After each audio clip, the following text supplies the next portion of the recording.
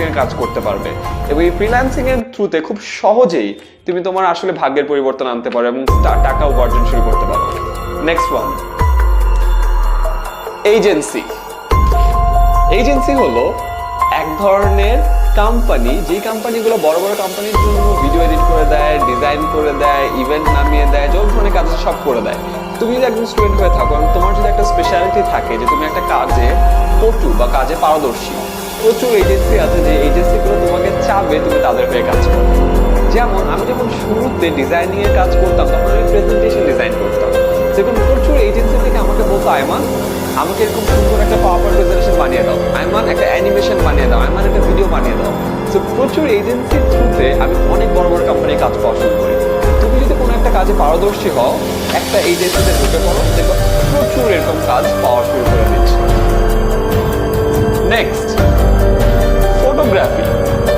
Photography একটা বিশাল একটা opportunity এখন স্টুডেন্টদের জন্য। যা ফটোগ্রাফিং পারো, যা ভিডিওগ্রাফিং পারো, আই গেস আমার আর বলার দরকার নেই যে কত ধরনের অপরচুনিটি আছে। ওয়েডিং ফটোগ্রাফি থেকে শুরু করে ইভেন্ট ফটোগ্রাফি, কর্পোরেট ফটোগ্রাফি, কত ধরনের অপরচুনিটি আছে। যেমন এখন একটা ভিডিও দেখছো, রাইট? তো এই ভিডিওটা কিন্তু একজন ভিডিওগ্রাফার করছে, তারও কিন্তু একটা স্কিল সেট আছে, যে স্কিল সেটের বদলে তার অনেক ধরনের অপরচুনিটি ওয়েট করছে।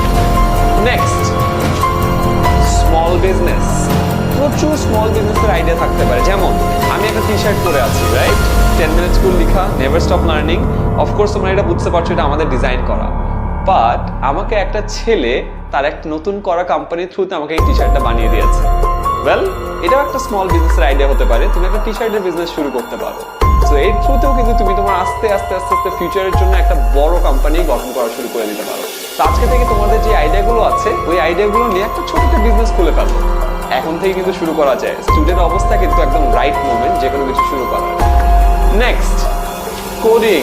এখন হলো আইসিটির জোয়ার বয়ে যাচ্ছে।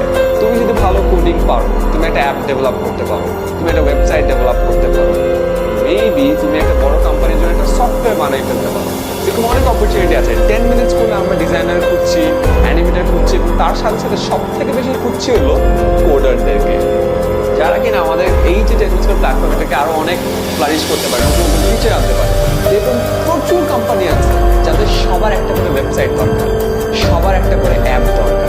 জাস্ট চিন্তা করে দেখো কতগুলো অপরচুনিটি তোমার জন্য বের হচ্ছে। And finally, event management. আমার অনেক ফ্রেন্ড এই কাজটি করেছে।